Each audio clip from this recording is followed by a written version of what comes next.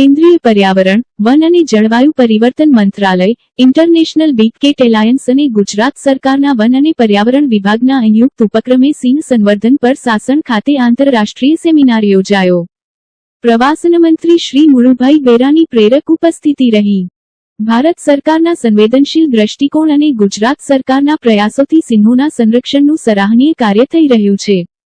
Technical સત્રમાં ભારત અને આફ્રિકામાં સિંહ સંરક્ષણ, ઐતિહાસિક પરિપ્રેક્ષ્ય, સિંહોની વસ્તી, પ્રજાતિઓની પુનઃપ્રાપ્તિ, સંશોધન અને વર્તમાન પડકારો અને નીતિ વિષયક બાબતો, સંરક્ષણના પાસાઓ, સમુદાયોની ભૂમિકાઓ, સિંહોના રહેઠાણોને પુનઃસ્થાપિત કરવા સહિતની બાબતે તજજ્ઞો દ્વારા વિચાર વિમર્શ કરવામાં આવ્યો। જૂનાગઢ તારીખ 11 વિશ્વ સિંહ દિવસના બીજા દિવસે જૂનાગઢ જિલ્લાના સાસણ ખાતે સિંહ સંવર્ધન પર આંતરરાષ્ટ્રીય સેમિનાર યોજાયો હતો, જેમાં રાજ્યના પ્રવાસન મંત્રી શ્રી મુળુભાઈ બેરાની પ્રેરક ઉપસ્થિતિ રહી હતી।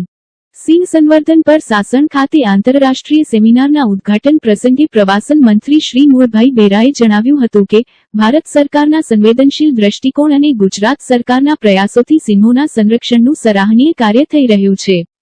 સિંહોની આ પ્રજાતિનું અસ્તિત્વ બચાવવા માટે આપણે આપણા પ્રયાસોને વધુ આગળ વધારવા પડશે। તેમના પ્રાકૃતિક આવાસોની રક્ષા કરવી પડશે અને સ્થાનિક સમુદાય, સરકાર અને વૈશ્વિક સ્તરે માર્ગદર્શન મેળવી તેના ભવિષ્ય અને સુરક્ષિત બનાવી શકાશે।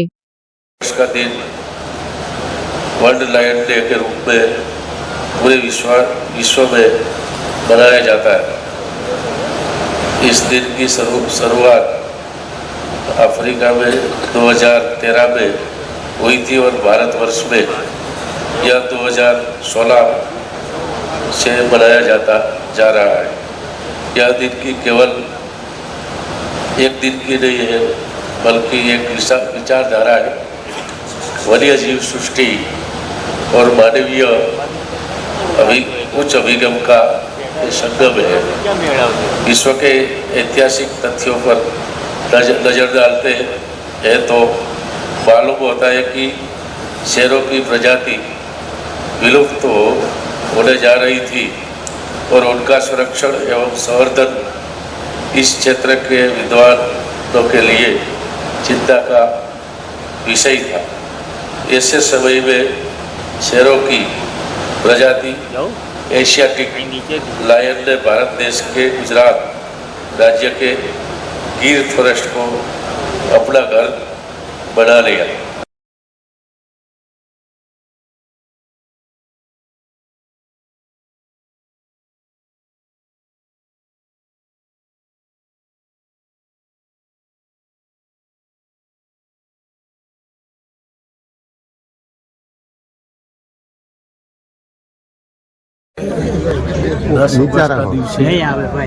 વિશ્વ સિંહ BS9 કોણ છે 2025ની ઉજવણી BS9 કોણ છે ગુજરાતમાં સિંહનું બીજું ઘર બરડા અભયારણ્ય છે ત્યાં રાખવામાં આવ્યું હતું।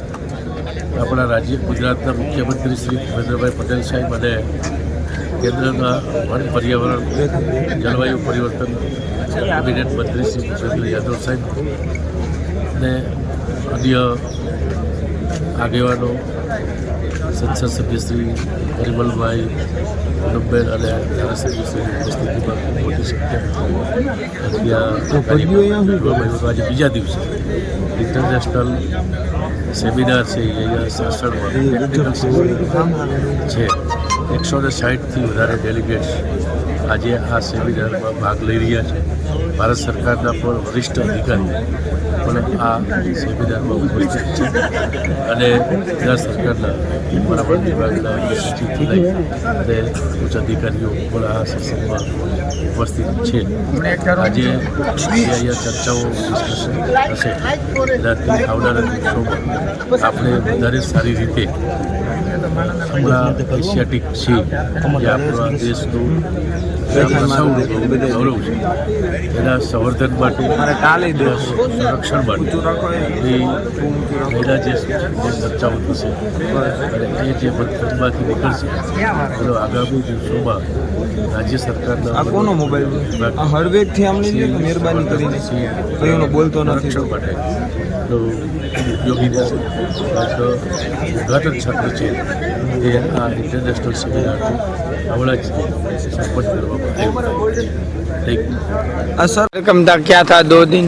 हाँ, देखिए आज शासन में इंटरनेशनल लाइन कंजर्वेशन सेमिनार हो रहा है. ये पहली बार हो रहा है जब बिग कैट अलायंस भारत सरकार ने इंटरनेशनल बिग कैट अलायंस बनाया गया है અને ગયા દિવસે 10 અગસ્ટના દિવસે આપણે વર્લ્ડ લાઇન ડે જો ઉજવવામાં આવે છે એના જ ભાગરૂપે આ કાર્યક્રમ શરૂ થયા છે.